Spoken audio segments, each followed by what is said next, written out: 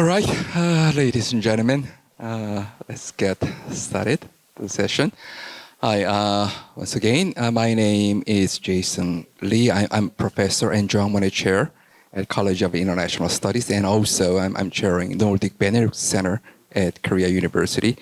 And today's session is mainly a regular session of European, actually last session, wrap-up session of the Jean Monnet course, Jean Monnet summer course, European Economy. But at the same time, this is a special Jean Monnet lecture organized by Jean Monnet Center of Excellence and Nordic-Benelux Center. So I'm in the middle of the summer break. I'm very glad to see many students and also the guests from and outside of the Korea University. And today, most of all, I'm really honored and privileged to have two very special guests. Today's session is ambassadors talks, I would say. So first, I invited Her Excellency Maria Castillo-Fernandez, the current EU ambassador to Korea.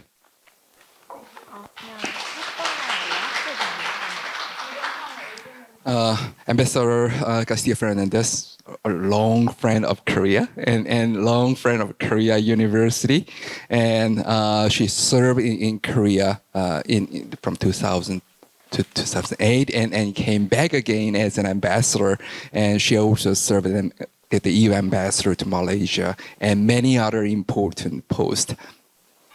And another special guest is His Excellency Hyoung-zhin Kim.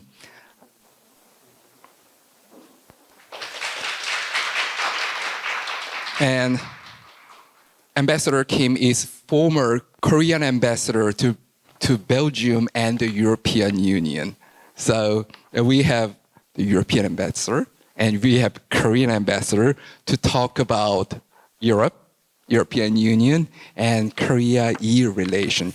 And today I expanded the scope a bit more to include NATO, because President Yoon, for the first time as Korean president, was invited and participated in the NATO summit, which was held at the end of last month. So Korea, as a global partner of NATO, began to work even more closely with Europe. And as you all know, we are still witnessing a tragic events in Ukraine. But it is not just the very kind of country-specific issue. This is pan-European issue, pan-Eurasian issue. And also, we are talking about the big transition, big political and economic transition toward a new chapter of international relations. So we are curious, we are wondering where we are heading for, where Europe is heading for, and where we are heading for, and what would be the future task of Korea, how to prepare for this changing environment. So today's session will proceed as following.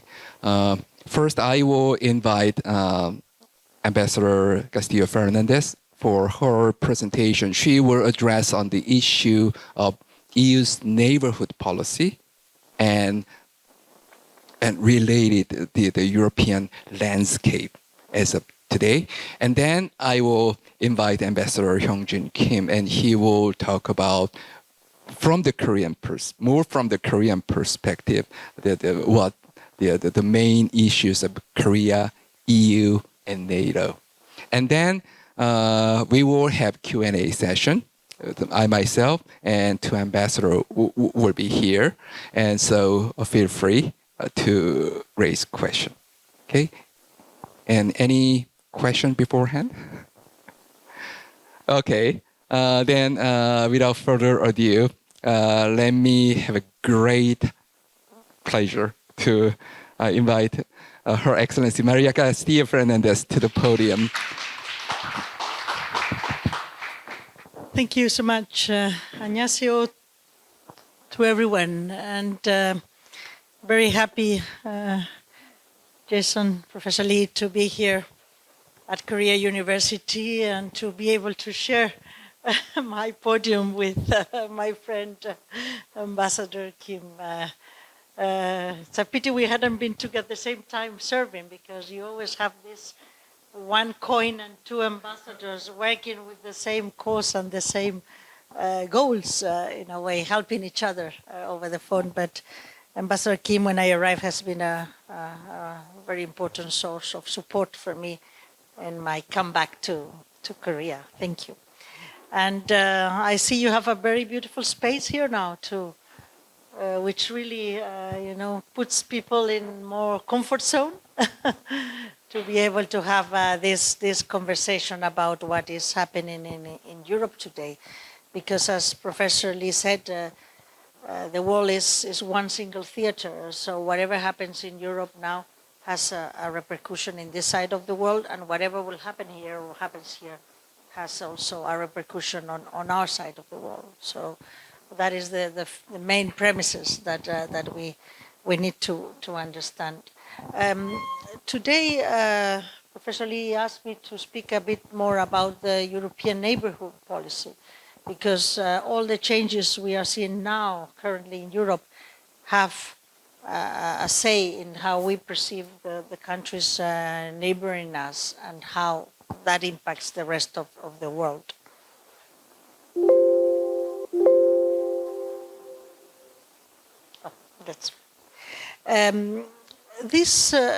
Every country, Korea has its neighborhood policy in a way. You don't call it like that, but you have neighbors around you, and you need to have a special way of treating them, because if something happens, it will be mainly with your neighbors. First, you have more trade contacts with them. Second, if any tensions arrives, you need to be able to stabilize. And our neighborhood is quite complicated. What they call the ENP, European Neighborhood Policy, started in the year 2004. And it's an instrument, it's a foreign policy instrument. Like we have agreements, like we have, MOUs, cooperation programs. It's also a foreign policy tool. And what is because our neighborhood was getting very complicated in the south and in the north, we needed to, and I'll show you the map. This is our neighborhood in Europe. So I'm trying to, first thing a speaker has to do is to control this thing, which is, well, it doesn't matter. I just wanted, you see the complication of our neighborhood, okay? We have all North Africa here. And all that, what means big migration and security problems. These are the countries that bring migration into Europe. This is also, now on this side, we have the countries between Russia and Europe, all in and Turkey. So it is, on the other side we have America. We don't have neighbors so close, but it's the transatlantic relation that is also important. So for us, this is very important that you have that in mind, because while we started in 2004 trying to reach out to our neighbors in a more closer way than we reach out to other countries, because we have a special, first links, and then second, special issues with them. And we need a stable neighborhood. You know, what we need is stability around, like Korea wants stability in Northeast Asia, with Japan and China. You also have your difficult neighbors. We want stability here. So that is the idea. So we needed a special form of, a special tool to deal with them. These are 10 countries here. which is the southern part. And that, you remember 2011, what happened? The Arab Spring. Started in Tunisia, and then Egypt, and then Algeria also. There were some, Morocco managed to stay fit, but there was this Arab Spring. So that was, we needed to change also and review our policy every time there is a big thing that changes. And then on this side, what happened? Crimea, 2015. Russia's annexation of Crimea changed. And why was that? If you see in the different countries, and I will tell you later, there has always been this reaching out to Europe to get out of Russia's influence. That is what you have in the Eastern policy. So we cannot have them all here. So we need to, this is clearly European territory, what you call, if you go into the old encyclopedias, they say Europe is until the Urals mountains, which is a bit of Russia. While here, this is Africa, that is clear, okay? So that is not Europe. But we cannot cover everyone, so we need some special policies to cater for one or the other. What I wanted to tell you is that not because you're in the neighborhood policy, you're going to be a candidate for the EU membership. You need to separate that. So from all these countries which are part of the neighborhood policy, there are only some of them who are part of what we call the, want to join the European Union and are at different stages of that. Let me, okay. So what we did is we tried to put a framework where key priority areas where we work together to stabilize and make more prosperous that region. Promotion of democracy, rule of law, and respect of human rights, that is key. It's not only key to come into the European Union, it's key for us to work with any partners of the world because these are fundamental UN principles. And second, it's very important that our neighborhood sticks to those principles. And in addition, economic development, we need to develop those regions more, first to avoid instability. After the Arab Spring, we wanted to avoid instability.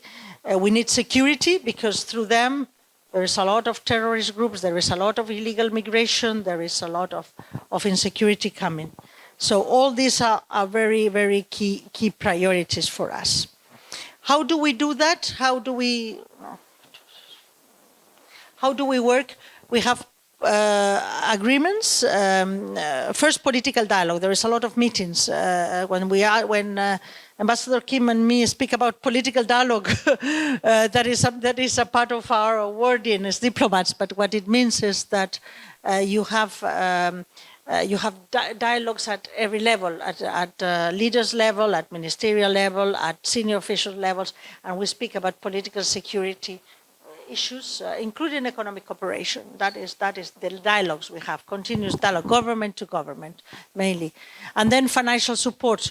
You need to give to these countries much more funds, much more support to be able for them to develop.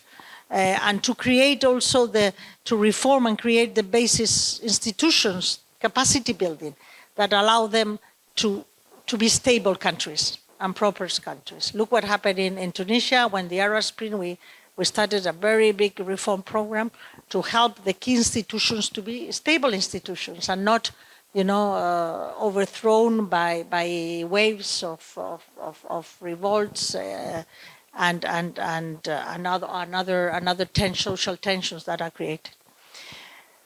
So that is what we do. And then we had association agreements, which were some agreements which were closer because they were closer to us. Korea and Europe have framework agreements of cooperation. It's a more open agreement of overall cooperation. With them, we have association agreements. That means you are associated to us much more closely. So we try to align your rules and norms to Europe, so that the trade is more easy, that we have more investment, more trade, more exchanges, so that you can benefit from the prosperity of Europe. That's the main idea. So that was why the this EMP was designed. It is, as I said, was mainly to say we cannot have you in Europe for the eastern part. We will have you very closely to us, okay? And for the south is you are not Europe, but you are so close to us and so important to us because, you know, from my house in Spain, I tell you, I can see Morocco. So we are very close, it's true. So there are 14 kilometers. So in a clear day, you can see the Moroccan coast. So you are so close to us that we need you stable and prosperous. So that is mainly the will. And then what happened? Russia aggression to Ukraine, February 24th, 2022. And that was a blatant, brutal, unjustified and provocation of a big state with nuclear weapons trying to take over a small state, no nuclear weapons, just because they were part of they were feeling that Ukraine was getting too close to the EU and to NATO. And I will tell you, it's not only Ukraine. Beforehand, both Georgia and Moldova, they have also Russian-backed separatist region inside their countries. Transnistria, it's a part of Georgia inside, which is supported by Russian separatists. So every time a country showed any interest to be part of the big European family, there was something. Crimea started because Ukraine wanted to be part of the EU. And the same happened with Georgia and Moldova. The same happened with Armenia. Then Russia started to put pressure on these countries not to go closer to Europe. This time in Ukraine, when there was a change of president, he was clearly European. He wanted to be part of NATO, and therefore that triggered was part of one of the reasons for Russian aggression. I like this picture because this is one guy, this is Kiev. One guy says, stop Russian aggression, but we need European support. You know, so you have the link to that people were doing at that time, which is valid. Into Europe and their aggression.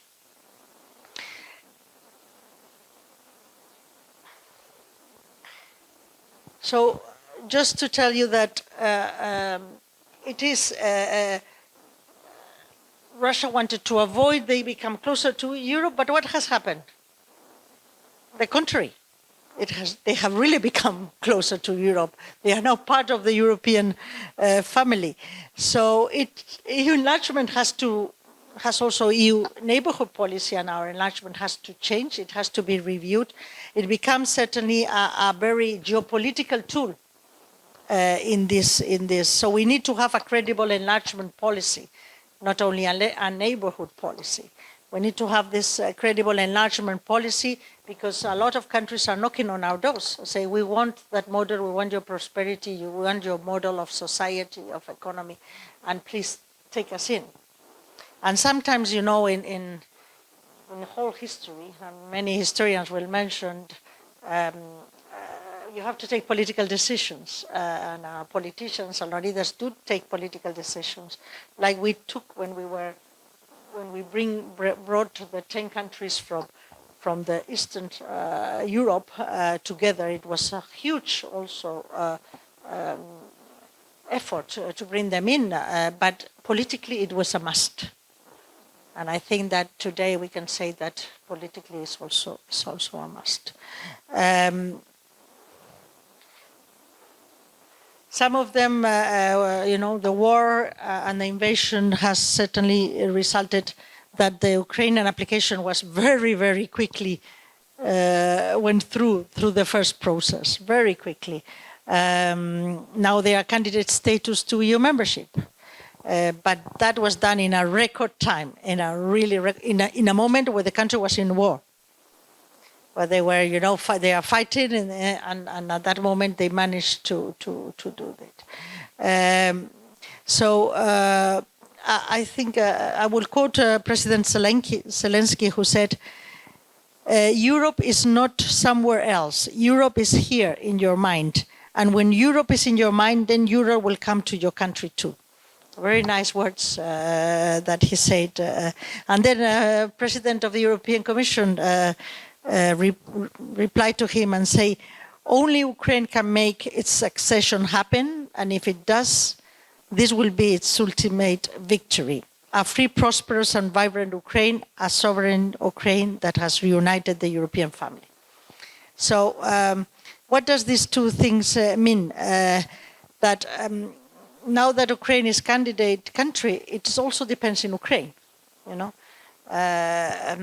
Why do we have this long process of candidacy that takes a long time? And we have this process because the countries need to slowly reform and prepare themselves to take in all the European laws, all the European system, which is very, very cumbersome, and countries need to prepare for that. So that's why you need this long period. This has gone very quickly for Ukraine. And that means one candidate say, okay, I want to be apply, like Ukraine and Georgia and Moldova did, very quickly. And then we will see the criteria of Copenhagen, which are these criteria which were decided after the enlargement in Copenhagen, which means a stable democracy, human rights, rule of law, a functioning market economy, and then the acceptance of the obligations. Perhaps you will tell me Ukraine is not fully okay, but there is, these are fighting, they are fighting for all of us. They are fighting for our principles, for our rule of law, to be sovereign, to be independent. So I think that they merit, if you're fighting for human rights and democracy in the world, you certainly merit to be part of Europe. So the process is long, and once it gets here, Spain had 15 years of negotiations. So we forget that. France, Spain and Portugal, when we joined in 82, 15 long years. Just, we were coming from a dictatorship like Korea. At 76, when I was young, I remember going to the funeral of the Spanish dictatorship, Franco. Spain was a dictatorship, and we went through democracy, but we were not prepared to be in the European Union. So it takes, of course, they had to bring us because both Portugal and Spain were coming out of a dictatorship. Portugal in 74, we in 76, but we needed to be prepared, and it took us 15 years. So it is a long period where it depends also on the country, how quickly they want to change the norms, reform itself, reform its institutions, to be able to absorb all the EU law, all the EU principles, all the EU mechanisms. Otherwise, they would not be able to do it. So all this is important.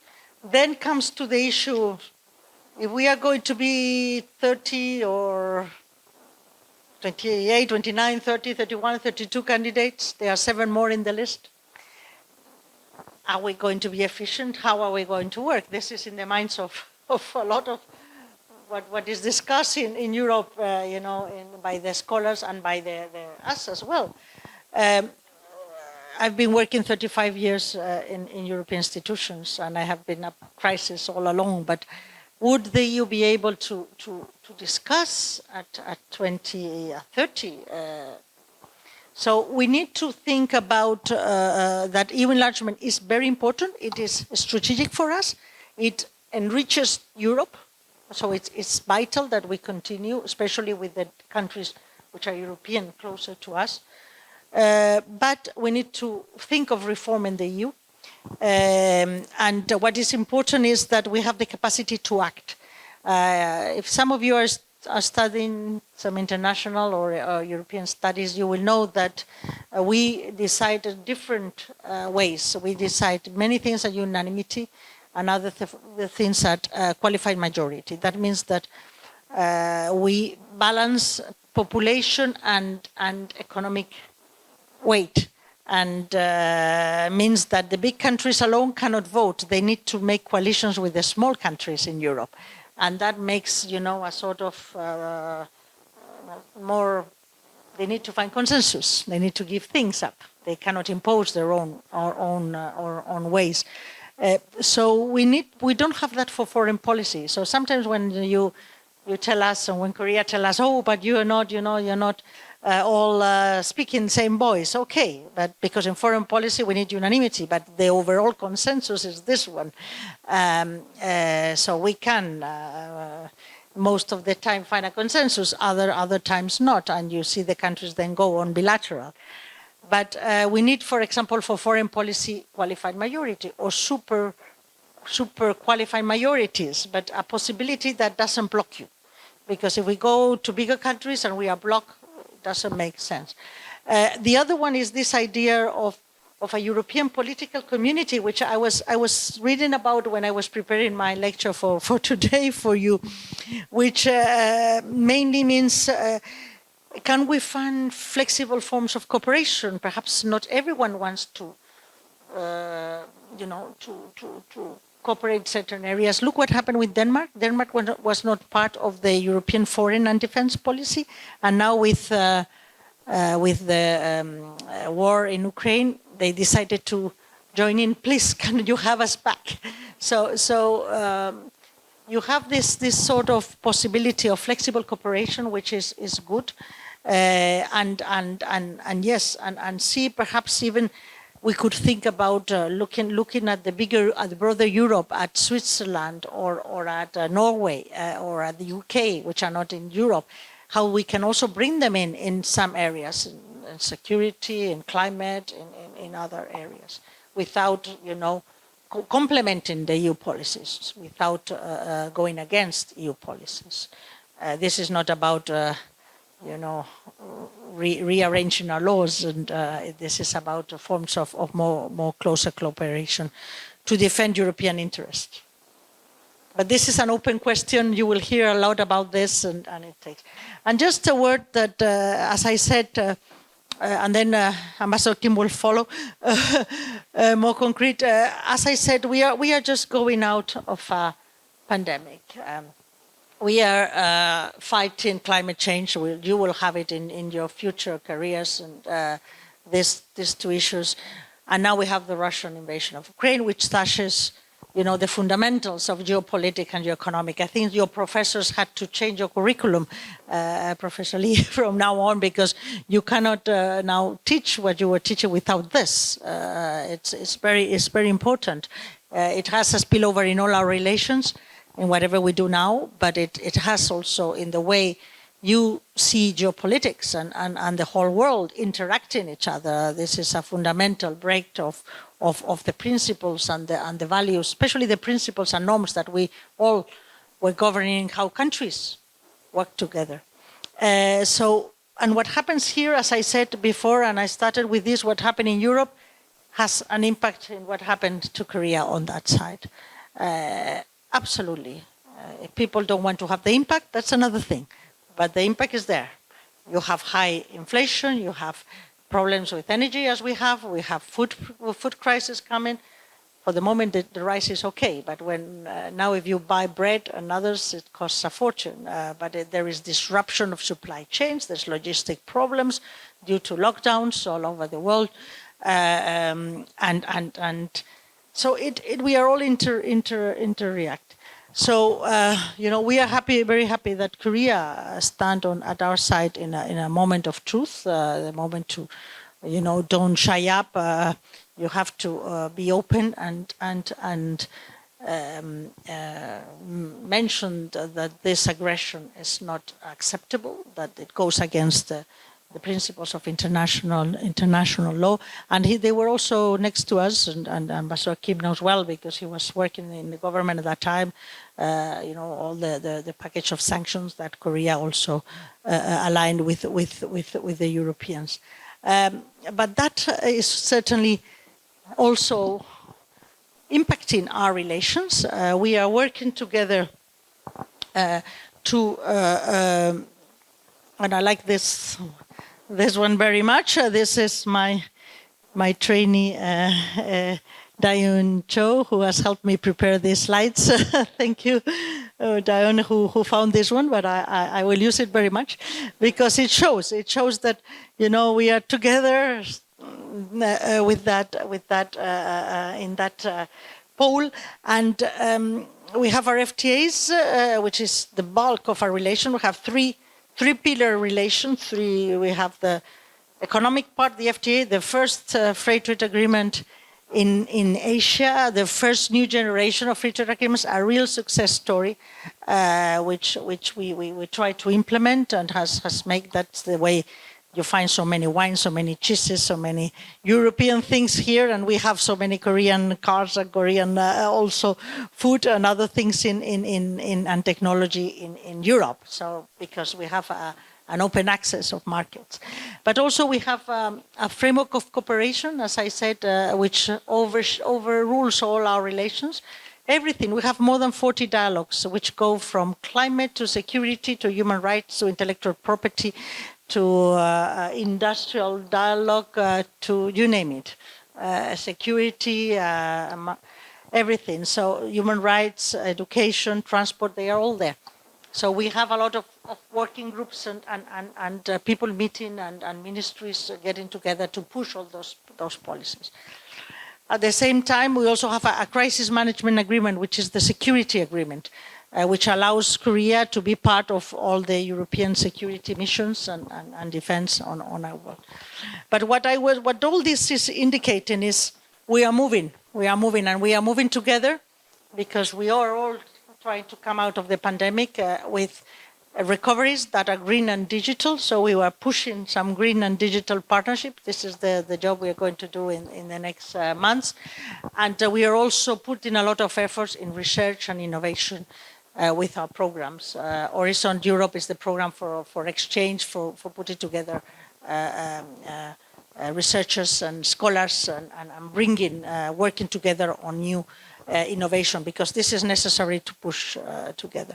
And very important, now that I'm always in a university, I always say how important it is what you will be doing, the exchanges between universities, the work that the Jean Monnet does here. We started it many years ago, Jason, and when I came back and the centers were still alive, I was so happy because that is the really sustainable project, another success story of our relations, which I feel very proud of because I have been also pushing all of you for that. But you, go out, go to Europe,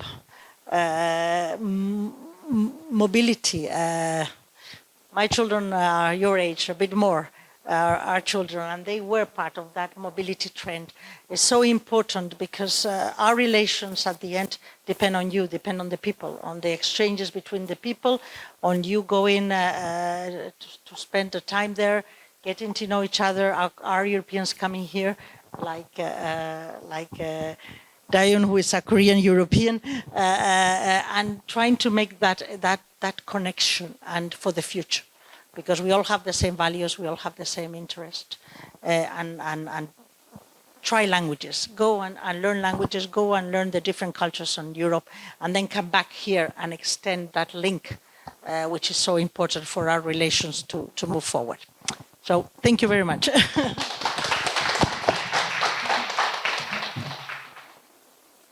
It is a great honor and privilege to be invited to a lecture jointly organized by Jean Monnet Center of Excellence, GPAS Europe, and Nordic-Benelux Center at Korea University, moderated by distinguished Professor Jae-sung Lee, the center's chair.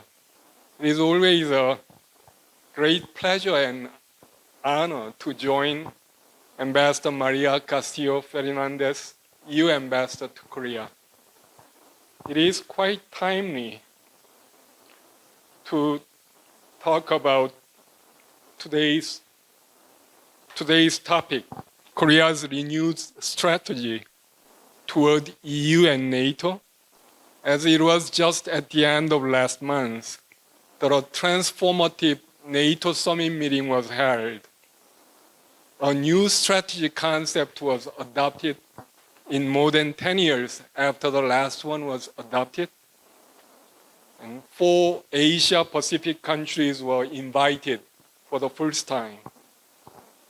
President Yoon visited Spain to participate in NATO summit meeting as his first overseas trip. His goal was to strengthen cooperation with NATO partners to support and uphold international order based on values and norms.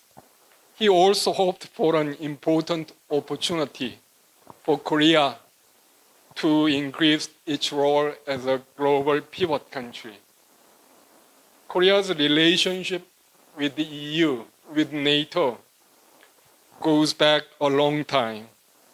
It has been a global partner to NATO since 2006, maintaining individual partnership cooperation program, policy dialogues, and exchanges of high-level visits.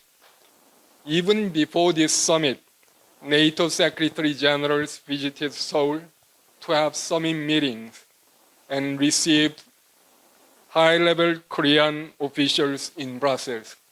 That is me, by the way, signing the renewed IPCP with the Deputy Secretary General of NATO. In fact, NATO, even if NATO was launched in 1949, it was not really North Atlantic Treaty Organization, as it lacked organization. It could put O, that is organization, only with the Korean War as a turning point. With the Korean War as a momentum, NATO adopted integrated military structure and set up SHAPE, Supreme Headquarters Allied Powers Europe. As President Yoon mentioned at the NATO summit, the world is now facing complex security challenges that one single country cannot resolve. Freedom and peace can be secured only in solidarity of the international community. He asked for collaboration to deal with North Korea's nuclear and missile program, while assuring Korea's role in the Ukraine war. He counted 3 in his itinerary as most meaningful. Trilateral summit meeting among Korea, United States, and Japan. Quadrilateral Asia-Pacific summit meeting among Korea, Japan, Australia, and New Zealand, and participation in the NATO summit meeting itself. He promoted cooperation with partner countries in such areas as nuclear power plants, semiconductors, next generation electric car batteries, offshore wind power, green technology, and space industry. Korea's association with NATO is also a roundabout way of increasing cooperation with EU.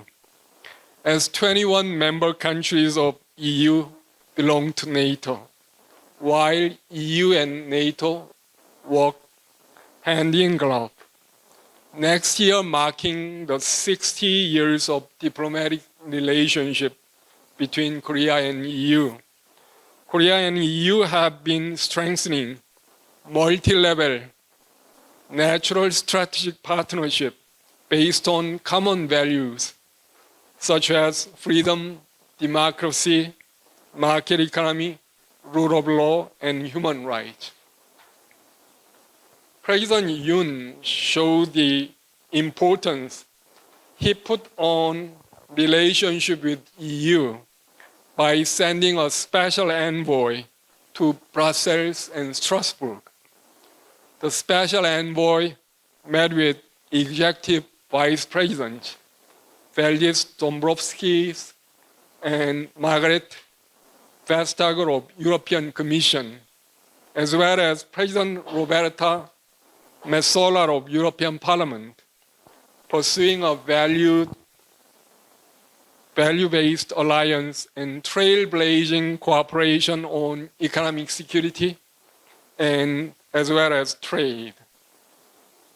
Korea is a pioneer, the first country to conclude 3 key agreements with EU. Framework agreement, as Ambassador mentioned, FTA, crisis management participation agreement. On 3 pillars, the 2 sides have built mutually beneficial relationship with Korea as one of the 10 strategic partners to EU and a truly like-minded partner. The 2 have long been quasi-allies. EU takes a critical engagement approach with North Korea in close consultation with Seoul. Besides the EU's diplomatic relationship with North Korea, 25 member countries of EU having diplomatic relations with North Korea, 6 member countries having diplomatic missions in Pyongyang, and 9 member countries hosting North Korean diplomatic missions in their countries. EU is in a unique position to deal with North Korea. North Korea takes EU as a sounding board, as well as a way of connecting to the world. It seems to regard EU as a lesser evil than the United States. EU has been taking consistent and prudent steps with North Korea based on the consensus of member countries. EU used to be an executive board member of KIDO to realize denuclearization of North Korea. The EU-Korea FTA is a new generation, has been regarded as the most ambitious and comprehensive FTA EU has concluded, serving as a model for other countries. It makes an exemplary case of trade creating jobs and growth. That is why Executive Vice President Dombrovskis mentioned to the Korean Special Envoy that the Korean EU FTA is the most successful one that EU has ever concluded. EU-Korea FTA is a new generation FTA, including a sustainable chapter on labor and climate change. It provided Korea with a momentum to have 3 ILO key conventions approved last year, with just 1 remaining among 8 key conventions to be endorsed.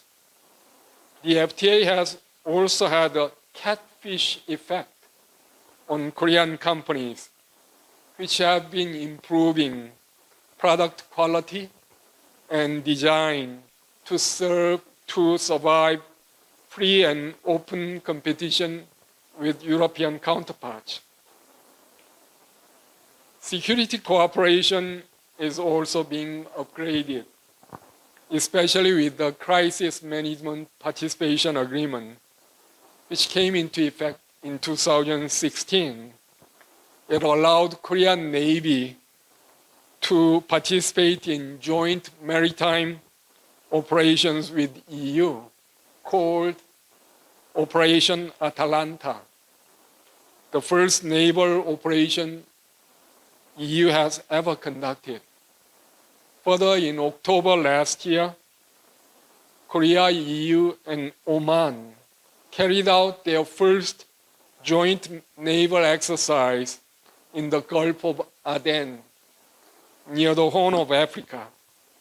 EU and Korea have been holding security and defense dialogue regularly, having exchanges of visits and consultations on such occasions as EU Chiefs of Defense meetings, Seoul Defense Dialogue, and Shangri-La Dialogue.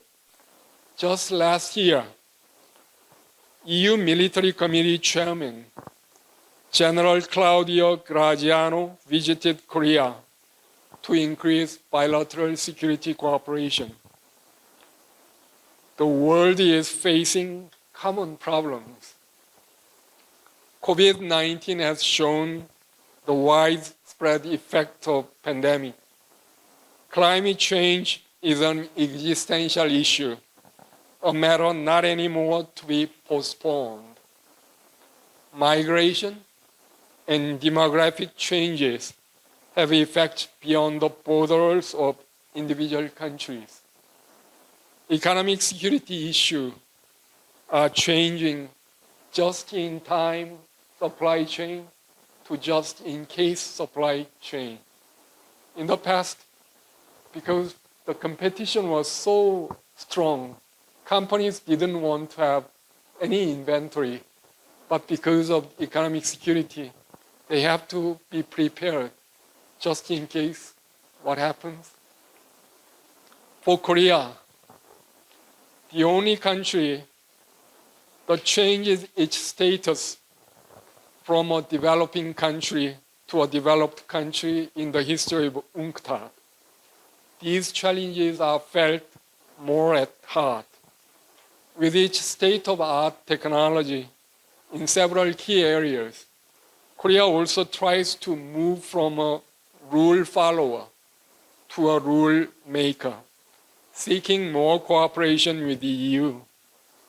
EU has been a leader in making norms and regulations in such areas as data protection and privacy, chemical material treatment, and environmental protection.